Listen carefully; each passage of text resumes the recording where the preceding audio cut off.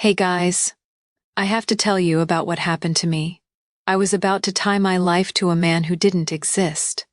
We had 4 months of route work, 50 pounds of gear packed, and a flight to the Hayes Range in 48 hours. Then I noticed the clouds in his photo were wrong.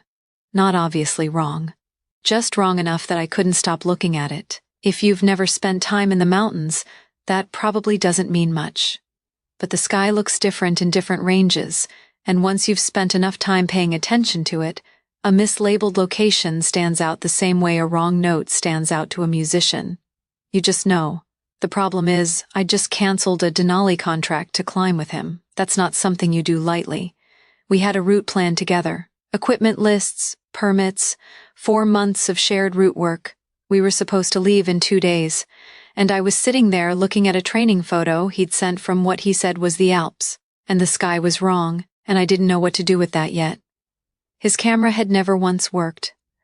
Not in 10 months of talking, always some connection issue on his end that never got resolved. I noticed it early and let it go. At the time, it didn't feel important. I've been a high-altitude guide for about 12 years now. Before that, I was doing seasonal mountain work, trail crew, search and rescue, and over time I built up a reputation for being the kind of guide who brings people home, which is really the only thing that matters in this business. And the thing most people don't understand about guiding is that it's not about being the strongest climber. It's about reading people. You're constantly watching who's tired, but won't say it, who listens, who doesn't, who you can clip into the same rope as and who absolutely you cannot. Because when you tie in with someone up there, you are genuinely handing them a piece of your life. Which, in this job, is about as close as you get to trust, so I'm careful about who I climb with. Or I thought I was. I found Alpine Route about 3 years ago. It's a private forum for serious alpine climbers. You submit a resume and references from working guides and documented objectives.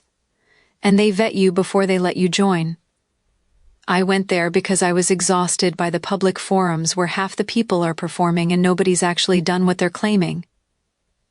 Marcus joined around the same time. His resume had Dhaulagiri in 2018 on it, a winter solo of the West Buttress, 3 seasons in Patagonia, and he had this way of posting that felt like someone who'd earned the right to say less. We started messaging in November, just technical stuff at first, routes and conditions and gear. And by February, we were talking every day, and the conversations had gotten long and detailed. And I looked forward to them in a way I hadn't looked forward to much in a while. It wasn't romantic. That's not what got me. He wrote this thing once about the difference between objective and subjective risk, just laid it out clean, and I remember thinking about it for 2 days because he was exactly right. And I trusted him after that. I didn't think much about what that trust was built on. At the time, that seemed fine. By March, we were planning a first ascent on the southeast buttress of an unnamed peak in the Hayes Range. No recorded attempts. Working from satellite imagery and historical weather data, and this old Canadian expedition report from 1994 on an adjacent route. We had a weather window and a departure date in April, and I canceled the Denali contract to protect those dates. I told my sister I'd finally met someone who actually understood what I do. I said it like it was settled.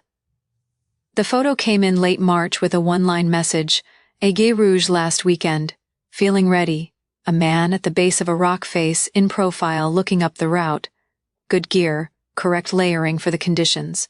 I looked at it the way I look at everything, and the clouds were wrong. I kept looking and telling myself it was probably just a mislabeled photo, jet lag, long travel, easy mistake, and I went back through his forum posts and expedition reports, looking for anything that didn't line up and couldn't find it.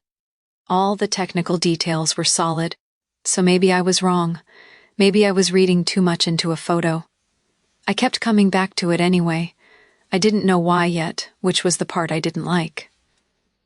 I called Remi the next morning. Remi Castillo runs a mountaineering supply shop in Ouray, Colorado, and she's been in this community for 26 years, and she knows more guides and climbers by face and reputation than basically anyone I've ever met.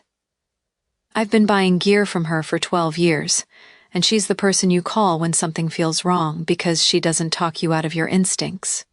She picked up on the first ring. I said I needed to show her something. Could I come in? And she said, yeah, of course. What's going on? Are you okay? And I told her I'd explain when I got there. When I walked in, she was with a customer, and she looked at my face and held up one finger and wrapped up the conversation fast and waved me to the counter. I pulled up the photo on my phone and handed it to her, and she looked at it for a few seconds. She said, "That's not the Alps." I said, "I know. I think it might be Wyoming."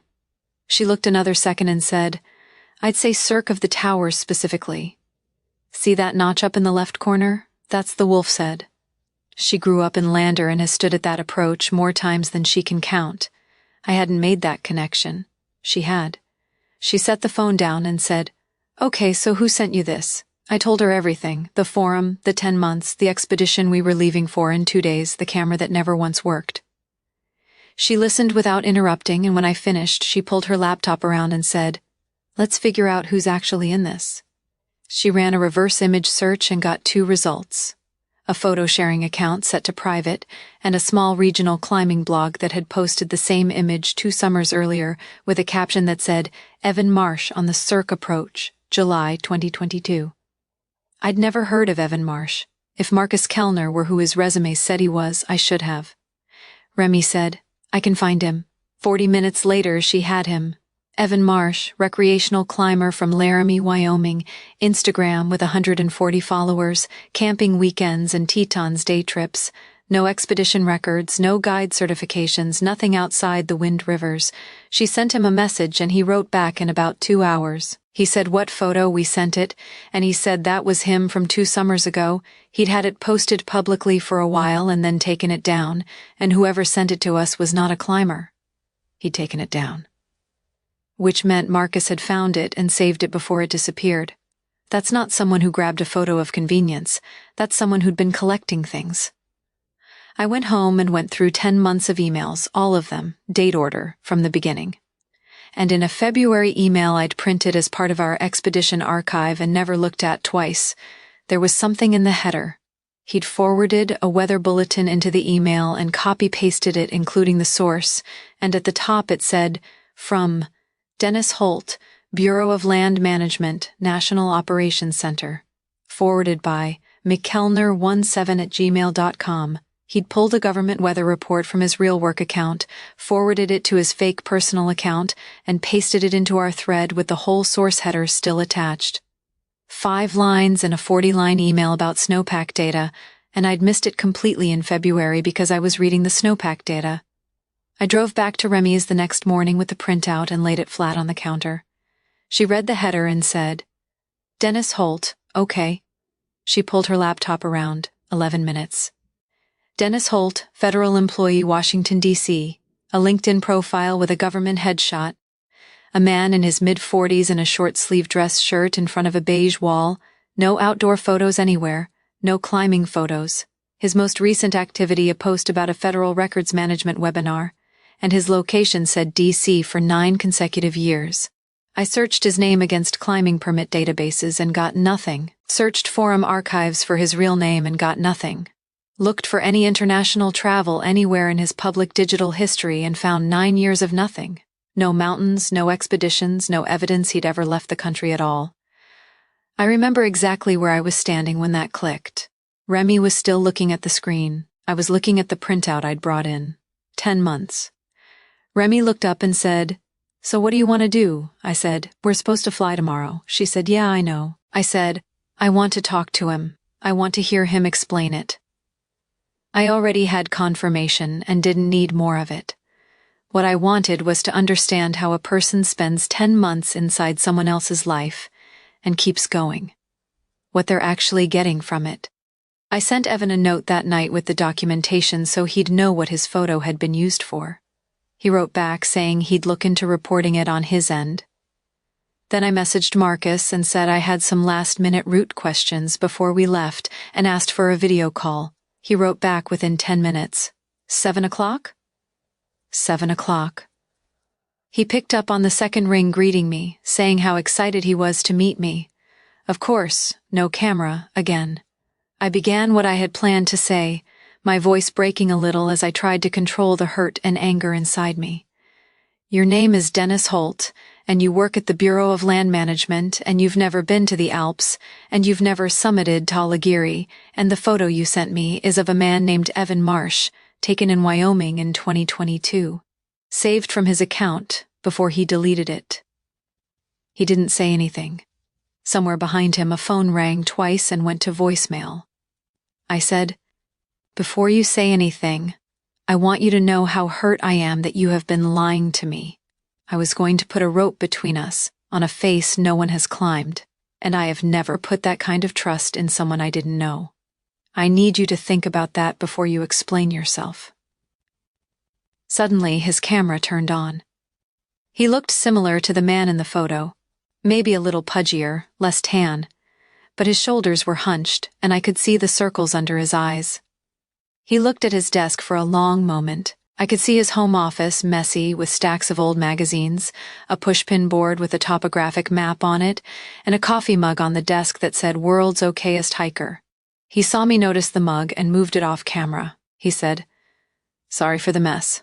Then he said quietly, "I need you to know I wasn't going to let you get on the plane." I said, "You sent me a gear weight breakdown this afternoon. I have spent thousands on this trip. I have put off clients. I trusted you." He didn't answer. I said, "Tell me why you did this. Why did you build something between us that was never going to happen once I saw you are a liar? Why 10 months? Why me?" He was quiet, and then he said, "I've been in federal land records for 9 years. I see a lot of mountain records, expedition permits, route reports, some of them 40 years old, and I've read every one of them. I know those routes better than some of the people who've actually climbed them." I said, "That's not the same thing." He said, "I know it's not the same thing. I wanted to know what it felt like to be someone who was going." He said it was only supposed to be a few weeks, but I couldn't stop. And then he said he had a heart condition, diagnosed 3 years ago, and there was a wall in the cirque of the towers he'd had as his screensaver for 6 years, and he said it quietly while looking at his desk, like it was something he'd never said out loud before. He was handing me something real and true, and I could feel it starting to land. For a second, I actually felt bad for him. I said, "I hear you. You can't use people for whatever fantasy you have of adventure. I trusted you. I was looking forward to meeting you. And I need you to understand what I'm about to tell you. I reported your forum account an hour ago, and I've sent Alpine Routes Administration full documentation of this situation, and I reported this to the Bureau of Land Management. If you've done this to other people on that forum, and I believe you have, they're going to find it, and they're going to see what your camera looks like when it's actually on." He said, "Please." He'd lose his job. He'd lose access to the Alpine route. I said, "I know," and closed the call. Alpine Route suspended the account within 4 hours and told me there had been one other complaint. A guide in Norway, 6 weeks of expedition, planning, and he'd gone quiet just before their departure date, and she never found out why. She does now. I thought about all our talks, our planning. I thought about how I put my trust in someone that wasn't real. I check things differently now. Not the obvious stuff. Credentials, photos, references. I was already doing all of that. It's the smaller things. Whether someone's details feel like they came from a report or from actually being somewhere. Whether the hard parts of a story are specific or just vague enough to sound real. Whether a person's camera works. Last week I had a new client show up for his first technical glacier route. Been talking up his experience all morning, and by the time we hit the first pitch, his hands were shaking. I stopped and said, "Tell me one true thing about where you are right now."